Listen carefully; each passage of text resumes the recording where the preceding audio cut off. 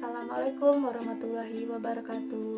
Halo teman-teman semua, nama saya Isma Tiarani dan di video kali ini saya akan membahas tentang teori sastra dan judul yang akan saya bawakan yaitu macam-macam teori sastra itu. Nah, dalam kehidupan sehari-hari pasti teman-teman sudah tidak asing dengan sastra, bukan?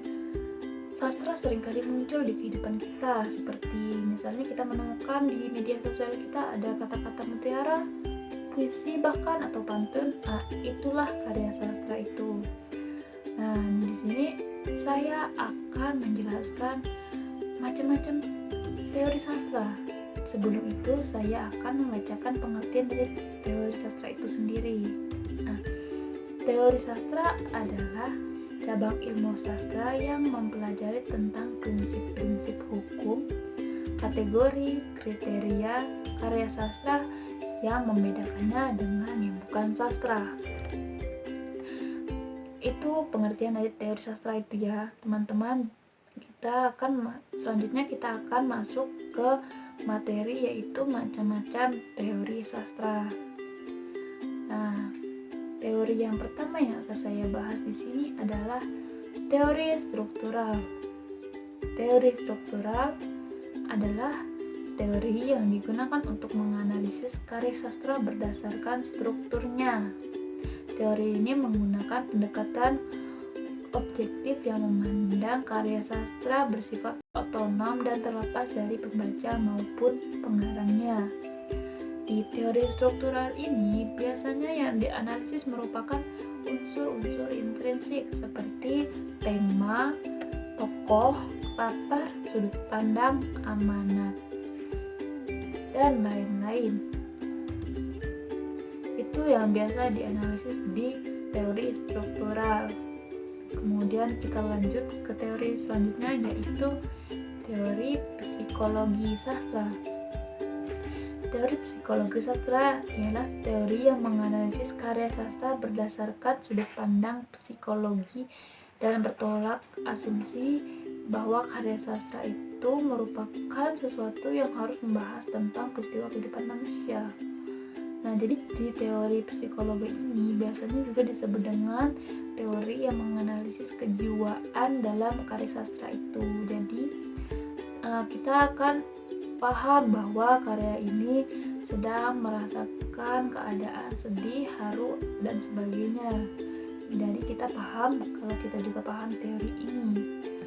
Kemudian kita lanjut ke teori kepribadian oleh Abdul Aziz Ahyadi.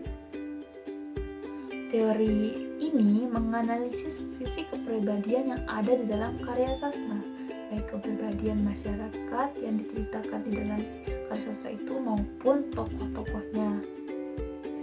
Kita lanjut ke teori selanjutnya yaitu teori sosiologi sastra.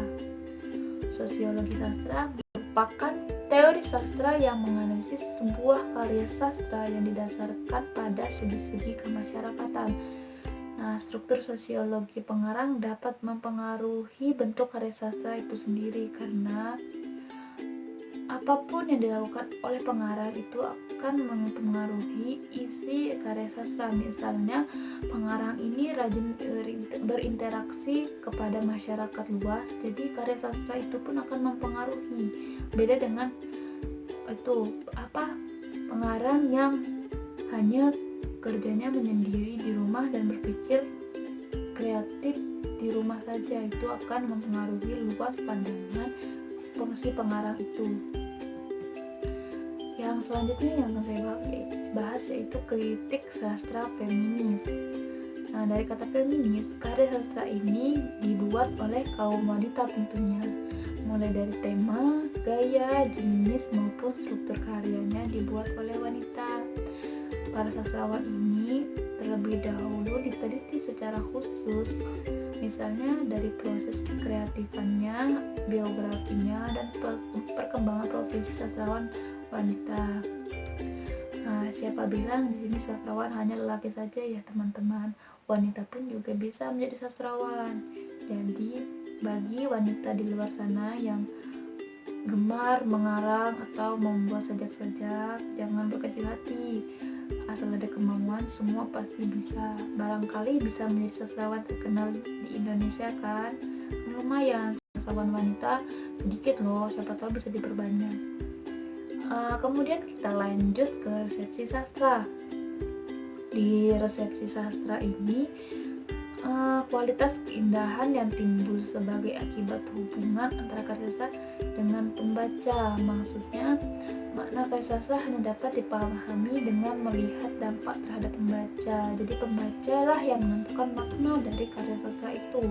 Jadi masing-masing pembaca memiliki persepsinya masing-masing. Makna dari karya ini apa, maksudnya apa, itu semua kembali kepada pembacanya masing-masing. Jadi dalam satu karya sastra memiliki banyak maknanya.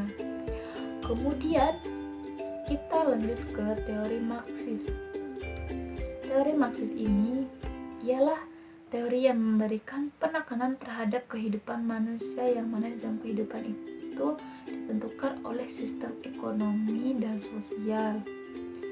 Marxis memandang bahwa sejarah, budaya, dan ekonomi saling berkaitan dalam memahami kelompok masyarakat itu. Kemudian kita lanjut ke teori sastra postkolonial. Teori sastra postkolonial merupakan kesusastraan yang membawa pandangan subversif terhadap penjajah dan penjajahan. Lanjut di teori stilistika studi sastra. Nah, teori ini adalah ilmu yang menganalisis cara penggunaan gaya bahasa dalam suatu karya sastra. Nah, di dalam karya sastra itu pasti kita menemukan minimal ya satu lah ada gaya bahasa yang ada di dalam karangan itu. Kalau tidak ada itu rasanya tuh kurang gitu ya, kayak masakan tanpa garam. Jadi gaya bahasa ini fungsinya mempercantik dan bikin menarik dari karya sastra itu. Jadi untuk kita membuat karya sastra yang bagus, kita juga harus memahami teori ini. Teori ini sangat penting ya teman-teman. Kemudian teori yang terakhir, ini teori kajian semiotik, adalah ilmu atau metode analisis untuk mengkaji tanda. Dalam pandangan semiotik yang harus dari teori Saussure, bahwa bahasa merupakan sebuah sistem tanda dan sebagai suatu tanda bahasa yang mewakili sesuatu yang lain yang disebut dengan makna. Nah, baik teman-teman, itulah tadi macam-macam teori sastra yang sudah saya paparkan.